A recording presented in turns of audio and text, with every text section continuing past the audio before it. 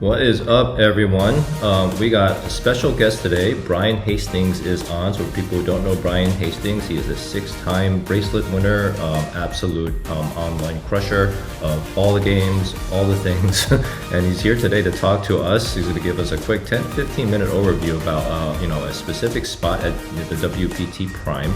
So super excited to have you on, Brian, and thank you for coming on. Hey Derek, good to be here. Thanks for having me on. All right, so what is this spot that you got for us today? Okay, so yeah, this was just an early tournament spot. So this was from the Wynn WPT Prime, which was in December. This is just a day one. I'll just kind of dive into it here. So about 2/3 of the field still left, and our opponent is LoJack. Here, some of this might be a little bit confusing, but I'll narrate a little bit more detail. But our opponent is the LoJack, so I just gave a little bit of reads on my impressions of this player so far. So younger recreational player, been kind of loose, and there's the stack size. So I have about 36 big blinds in this hand. I 3-bet the button with aces, with ace of clubs, ace of hearts. Opponent calls. So then this is the pot size, which I always put before each street. That's my version of doing this. I mean, there's certainly other ways to do it, but this is helpful for me, at least, especially makes it easy for later. So in this case, the flop comes Jack 10-9 two-tone. My opponent checked, and I went for a check back, which I guess I'll start talking about that a little bit. I think Jack 10-9 is a board that can really smash the opponent's range quite a bit. Just kind of a dangerous flop where, I would think, we're going to look at it in a GTO Wizard in a minute, but would think it might even be one where the out-of-position player has a range advantage outright. And just like more nut hands, more sets, more straights, more two pairs. I also think just the flop is super interesting because most people are probably just thinking with like super strong hands like aces here, kings, or even something like an ace jack. This might be like an auto bet, but it is totally fine to check back, not only because of the range advantage, but then it also kind of masks, like the strength of your hand. It also allows you to pot control a little bit for a board that's going to possibly end up inappropriate, right? To get it all in with aces. So this is a very, very good lesson here. Yeah, it's a really interesting spot on the flop. Like, to be clear, I don't think it's like an obvious check or anything of that nature. I think it's probably going to be a theory mix. And also for me, like having the ace of clubs made me more inclined to want to check, just because, just have a little bit more protection in the check line. And, when I do have like red aces here, like getting the money in against ace 5 of clubs, it's great. I'm happy to do that. Could you tell people why the ace of clubs specifically might lean you more towards a check? Yeah, I just think like those basically like nut flush draws are some of the hands that when we do have like non-club ace, we're fine getting stacks in with. But like in general here, like I'm not thrilled about just like betting this flop and getting it in. Like but I also definitely don't want to bet fold. Like to be clear, like I think our hand is just too good to bet fold. So like I would be like if I'm betting, I'm kind of sadly getting the money in usually if raised. I guess there are certain opponents where if you have like a good live read or something, maybe you could consider that. But in general, like I'm not looking to like fold my hand on the flop. So I think if we bet and get raised, we just have like a not fun decision. And especially with aces where we can't really improve as well. Like with kings and queens, we have a straight draw. So aces is like the one overpair that has the least improvement potential and can be in like the worst shape against nutted hands. That's true. So basically the ace of clubs here in this situation is just because if they end up going for a check raise, they could have then more of the nut flush draws in their range, or actually all the nut flush draws in their range, and then that makes you a little bit more comfortable then to kind of play a big pot with aces. Yeah, right. Whereas I think with my combo, when I have the ace of clubs, then it's starting to feel a lot murkier really against the kind of hands that are check raising me on the flop. So and it also just gives us more protection in the check line. And I think we're not like expected to have the ace of clubs in our hand so much when we check back with the flop too, so that can work kind of nicely on certain runouts. All right, so I do go for check back here. We'll look at that in GTO Wizard in a sec. Turn is the 7 of clubs, so good in that I make the nut flush draw, but bad in that now I'm also lose to pocket 8s, pocket 7s, You know, like 9-8 suited, stuff like that, ace-8 suited. Even 2 clubs. Yeah, and right, any lower 2 clubs that weren't beating me also, which, you know, there aren't too many of those, I guess, but like a 6-5 of clubs could make sense, sure. Opponent bets half pot, and I think the turn we just have a really clear call. I don't think there's too much to talk about there. I guess we could talk about how our range is playing a little bit, but yeah, I mean, you know, we're going to want to defend a decent amount, but our opponent is, I think, clearly going to have more, like, you know, 2 pair plus hands than us on this front, in this spot. So it's definitely a spot where we're not grilled and probably going to have to like overfold a little bit versus like minimum defense frequency considerations, just because our opponent does just have a pretty big net advantage, I think. Clearly with ace of clubs, ace, we're just calling, I think. And river is the jack of spades, so pairing the top card, and my opponent jams for about 3/4 pot or so, 80% pot. Yeah, this was a rough spot, and I guess one other consideration here, playing live especially, I think like plenty of players struggle to bluff enough, like relative to how a solver would play. That said, I will say this is a spot that I could see it happening. It just seems really gross for us from our perspective. So I do think if our opponent got to the river with, say, like ace queen offsuit or something like that, I could totally see them going for it here. And this particular player in game, I recall being a player who I thought definitely could find some bluffs actually here. So did think that this is more of a theory spot on the river actually. And I ended up folding in game, but I thought it was really close. I think I actually got the clock called on me instead, if I remember correctly.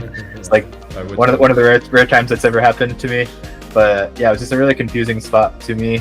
But I ended up landing on the logic in game, at least, that I thought for me to be able to call here, my opponent would have to be digging pretty deep with his bluffs, like say like pocket fives with a club and stuff like that. Like definitely some pairs, because otherwise it's really ace queen is like kind of the main obvious bluff, I would say, and like I would expect my opponent to have ace queen a lot, but I don't think just ace queen is enough to balance out like all the value combos that can be had here. So yeah, I thought in game my opponent would really just have to be like finding some just turning pairs into bluffs, and I wasn't so sure that was going to happen, because I mean I can just have like, you know, ace king with a club, ace queen with a club here.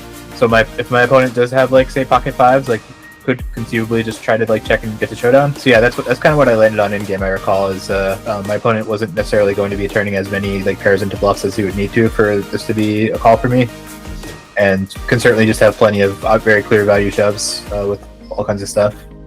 I guess the other like potential bluff maybe would be like a 10-9 that got counterfeited or something like that. But again, I'm not so sure my opponent is like really trying to like force out an overpair so much. Like I think if they have 2 pair, they're just kind of could be, whereas but certainly if they have worse than like ace king, they're gonna bluff always, I think. Yeah, this is a super rough spot, especially it's always tougher when you do run into the people that could, you know, conceivably do it. I even think most live players that are capable are not doing it all the way to a solver level, which makes it just so hard. Like where do you draw the line, right? But yeah, this is I would get the clock on me too.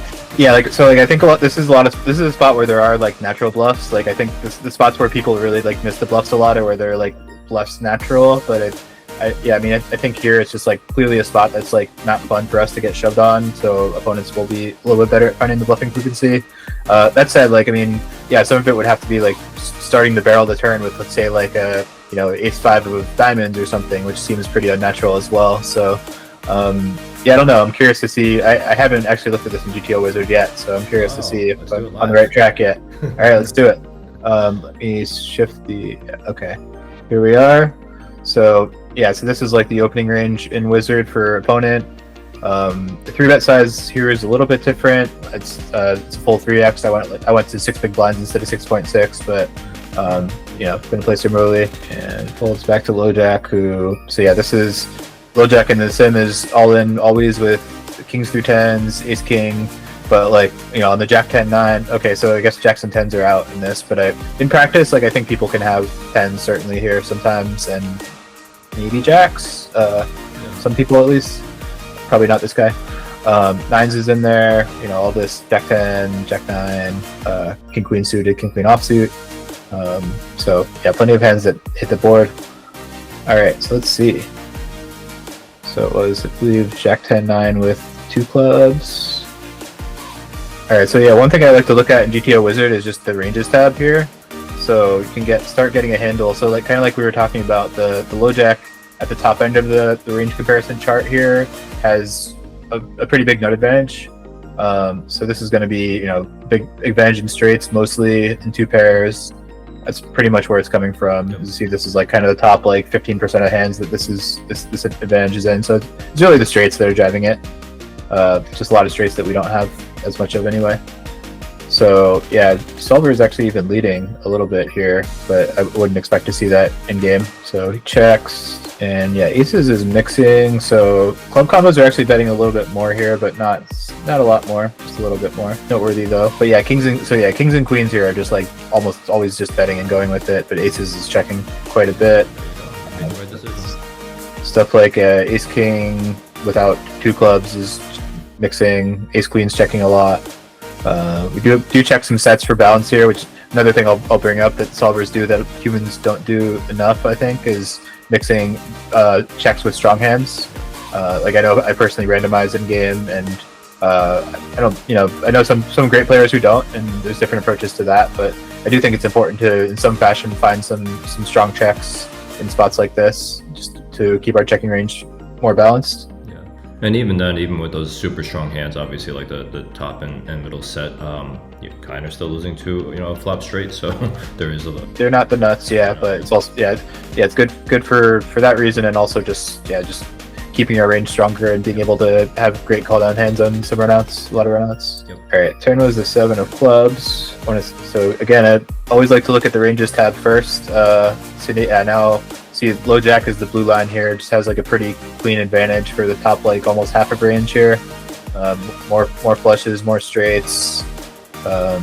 Yeah, so that's the main drivers of that. Yeah, it is overall about even EV and equity, but RVV is coming from like the bottom end here, so it's not really worth as much because, again, a good player can target this pretty effectively. Opponent went for half pot in game, which is the preferred sizing, so good job by my opponent. Yeah, I mean some stuff that, like, you know, could be a bluff in game, like king 7 here, just king 7 of hearts, king 7 of spades, 6-5, just the complete bricks. Yeah, not even these hands aren't even going for it, just like the wheel aces. So yeah, I mean, again, there's going to be some stuff that I think is hard to find in game, but then also betting a lot with like ace queen, straights, good hands, straights, more straights. Yeah, and I think that is an important point that many live players just don't find probably a third of those bluffs. So yeah, that's what makes like just playing these hands so tough sometimes.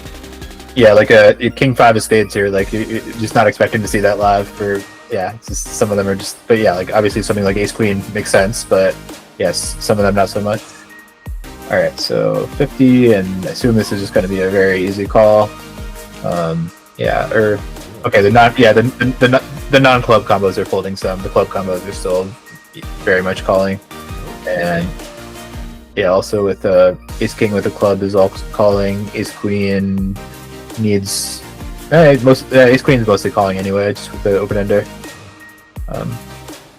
So yeah, so yeah, see just the EV. Yeah, it's like, so aces without a club is like neutral, and aces with a club is still a very easy call, and not really that close to doing anything else.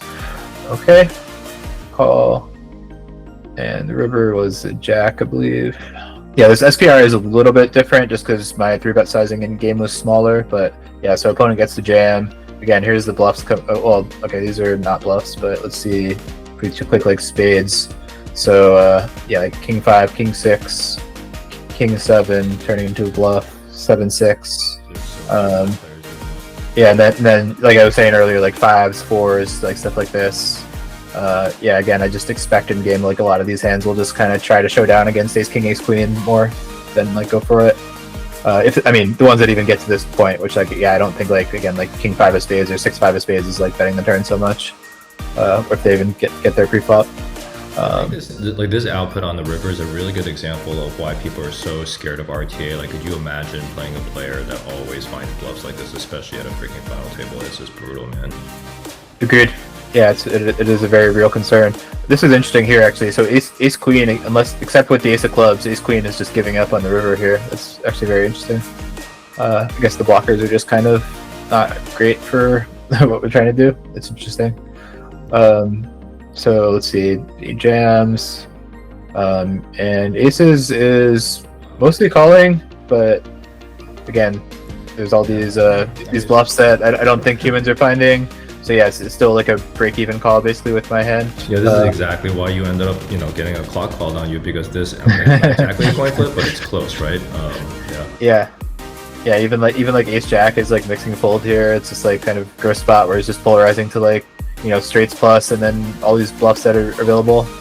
Yeah, this is also just such a great spot to like teach people, because there's so many people that arrive at the river with aces and they're just like, I have aces, and I could physically see them like, I'm not folding here. They're just like, piling the chips in there, but you really do have to take a little bit of time to think through like what happened and the board texture, and as you're saying, like even not only range advantage but nut advantage. Yeah, that is a very good point too. Yeah, it's tough. It can be tough going through those emotions, especially live, I think, because like sometimes you're sitting there for an hour or two, you're not really getting much to play. You get aces, like all right, it's like all right, here we go, and then yeah, you get to a spot like this, and you just have to try to be like as objective about it as possible, and really think about like, yeah, is this a good spot for my hand anymore? Like yeah, we have aces, but look at this board. Is aces a good hand to be bluff catching with? Because we are bluff catching at this point. So yeah, this was such an awesome spot, Brian. So thank you for coming on. Hopefully we can get you on for a few more of these, because I think people are going to learn so much from you. So I know that you do a little bit of coaching. Do you want to talk a little bit about your coaching or any other stuff that you're kind of doing? Because I mean, when you kind of even look at this quick 10-15 minute video, Brian really broke down an amazing hand. Obviously he's so knowledgeable. So what services do you provide that you could help people with? Sure. Yeah, I've been doing quite a bit of private coaching recently, and I have a listing on occupypoker.ai, or you can always just reach out to me on social media as well. It's an easy way to get in touch. Or if you see me at the Commerce, I'm about to go play a tournament soon, just hit me up. But yeah, do that. I make videos for Run It Once as well, and yeah, I mean, but I like coaching a lot. Fits nicely in the dad life schedule too, so all about it.